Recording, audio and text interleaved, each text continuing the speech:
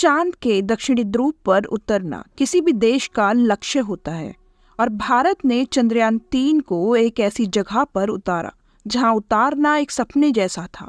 चंद्रमा का दक्षिणी ध्रुव जहां बर्फ और पानी के मिलने की संभावना थी, लेकिन चुनौती और कठिनाइयों को पार करते हुए भारत सफलतापूर्वक दक्षिणी ध्रुव पर उतरा। चंद्रयान-3 चांद के सबसे बड़ी चुनौती से लड़ रहा है। एक तरफ भयानक अंधेरी रात और दूसरी तरफ बर्फीली हवाएं। इतनी भयानक परिस्थितियों में शायद कोई इंसान भी सरवाइव ना कर पाए। चंद्रयान-3 तो फिर भी एक मशीन है। खतरनाक दक्षिणी ध्रुव करीब 2500 किलोमीटर चौड़ा और करीब 8 किलोमीटर गहरे गड्ढे वाला किनारे पर स्थित है। इसे सौरमंडल का सबसे पुराना इम्पैक्ट क्रिएटर माना जाता है। इम्पैक्ट क्रिएटर का मतलब उन गड्ढों से है जो किसी उल्कापिंड के गिरने से बनते हैं। 23 अगस्त को चंद्रयान-3 ने चांद के दक्षिणी ध्रुव पर अपना पहला कदम रखा था, क्योंकि 23 अगस्त को चंद्रमा पर सूर्य उदय हुआ और 23 अगस्त से लेकर 6 सितंबर तक खतरनाक दक्षिणी ध्रुव पर सूरज की रोशनी 14 दिन तक रहने वाली थी। इसी बीच विक्रम लैंडर और प्रज्ञान ने दक्षिणी ध्रुव पर कुछ एक्सपेरिमेंट किए। 23 अगस्त को विक्रम पर लगे चेस्ट ने अपनी पहली रीडिंग ली। चेस्ट का फुल फॉर्म है चंद्रमा सरफेस थर्मोफिजिकल एक्सपेरिमेंट। इसका काम चांद के टॉप साइड पर टेम्परेचर मेजर करना है और समझना है कि चांद के साउथ पोल का तापमान कितना वेरी करता है, यानी चांद पर एक जगह से दूसरी जगह जाने पर तापमान में कितना अंतर आता है।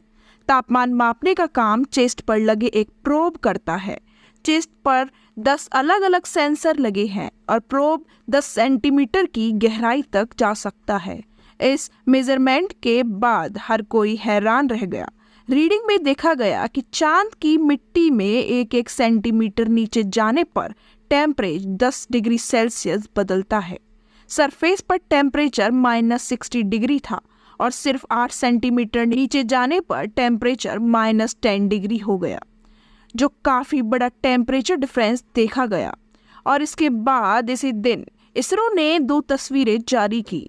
पहले फोटो में प्रज्ञान रोवर एक बड़े से क्रेटर से सिर्फ 3 मीटर दूर था। पिक्चर में आप देख सकते हैं, आपको एक बड़ा सा क्रेटर दिखाई दे रहा होगा। वैज्ञानिक नहीं चाहते थे कि प्रज्ञान रोवर इस गड्ढे में गिर जाए, इसलिए रोवर की डायरेक्शन बदलकर प्रज्ञान को उल्टा होकर वापस चलाना पड़ा। प्रज्ञान पर लगे पेलोड की बात करें तो 28 अगस्त को LIBS यानी लेजर इंड्यूस्ड ब्रेकडाउन स्पेक्ट्रोस्कोपी नामक यंत्र ने सल्फर की प्रेजेंस को कंफर्म किया। चांद के साउथ पोल पर इतिहास में पहली बार चांद की सतह पर जाकर सल्फर की प्रेजेंस को कंफर्म किया गया। इससे पहले भी नासा, जापान, चाइना भी सल्फर की उपस्थिति को चांद की सतह पर होने की पुष्टि कर चुके हैं, लेकिन ये सारे एक्सपेरिमेंट चांद के ऑर्बिटल में चक्कर लगाकर किए गए थे। इसरो ने चांद की सतह पर जाकर ऑन ग्राउंड एक्सपेरिमेंट करके सल्फर की प्रेजेंस को कंफर्म किया और इसको first ever in situ measurement कहा जाता है। इस LIBS इंस्ट्रूमेंट का काम है चांद पर मौजूद मिट्टी और पत्थर का कंपोजिशन एनालाइज करना, जिसके द्वारा चांद की सतह पर एक लेजर बीम डाली जाती है जिसका तापमान काफी हाई होता है और इसकी एनर्जी से चांद पर मौजूद पत्थर और मिट्टी प्लाज्मा में परिवर्तित हो जाते हैं। आपकी जानकारी के लिए बता दें, प्लाज्मा ठोस, द्रव और गैस के बाद आने वाली स्थिति प्लाज्मा कहलाती है। किसी भी गैस को हाई टेम्परेचर में डाला जाता है तो वह प्लाज्मा में बदल जाती है। प्लाज्मा एक गैस होती है जो अलग अलग लाइट से किसी भी पदार्थ की पुष्टि करती है। रोवर में लगा इंस्ट्रूमेंट इन लाइट को आइडेंटिफाई करके अलग अलग पदार्थ की पुष्टि कर चुका है और इसी एक्सपेरिमेंट से चंद्रयान-3 ने चांद की सतह पर सल्फर की पुष्टि की है। इसके अलावा मैग्नीशियम, सिलिकॉन और ऑक्सीजन की भी पुष्टि की गई है और इसी के साथ ऑक्सीजन की पुष्टि चांद के मिट्टी और पत्थरों में की गई है। ऑक्सीजन की पुष्टि चांद के एटमॉस्फेयर में नहीं की गई है, क्योंकि चांद का कोई एटमॉस्फेयर नहीं है और अगर भविष्य में चांद पर कोई एस्ट्रोनॉट जाता है तो वहाँ की मिट्टी और पत्थर से ऑक्सीजन को कंपोस्ट करके लिया जा सकता है। इसके बाद इसरो ने ILSA की रिपोर्ट जारी की। ILSA रोवर में लगा एक इंस्ट्रूमेंट है जिसका फुल फॉर्म है इंस्ट्रूमेंट पर लूनर सेस्मिक एक्टिविटी। इसके नाम से आपको पता चल रहा होगा यह चांद पर आने वाले भूकंप को मेजर करने के लिए लगाया गया है। LISA पहला ऐसा पेलोड है। इसमें माइक्रो इलेक्ट्रोमैकेनिकल सिस्टम की तकनीक को इस्तेमाल किया गया है। प्रज्ञान रोवर जब विक्रम लैंडर से नीचे उतर रहा था तो उस टाइम भी इसने रोवर के नीचे उतरने की वाइब्रेशन को रिकॉर्ड किया। 26 अगस्त को ILSA ने चांद पर एक नेचुरल भूकंप रिकॉर्ड किया और इससे साबित होता है कि चांद पर भी धरती जैसे भूकंप आते हैं।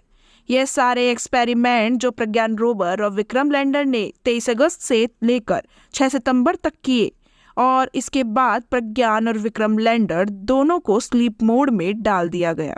हालांकि दोनों के रिसीवर ऑन रखे गए हैं ताकि 22 सितंबर को जब चांद के साउथ पोल पर सूरज की रोशनी पड़े तो रोवर और लैंडर के सोलर पैनल सूरज की रोशनी से फिर से एक्टिव हो जाएं और इन्हें चांद पर कुछ इस तरीके से लैंड किया गया था कि जब जब सूर्य की पहली रोशनी साउथ पोल पर पड़ेगी तो सोलर पैनल काम करना स्टार्ट करेंगे। लेकिन अभी इस बात की कोई पुष्टि नहीं की जा सकती कि 22 सितंबर को रोवर और विक्रम दोबारा से काम करना स्टार्ट करेंगे। हालांकि यह मिशन इसरो की तरफ से कंप्लीट हो चुका है।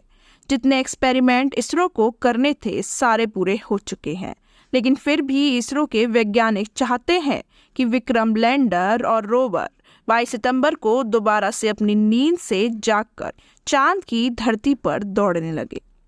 तो दोस्तों, ये वीडियो यहीं ख़त्म होती है और अगर आपको ये वीडियो अच्छी लगी हो तो कमेंट सेक्शन में ज़रूर बताएं।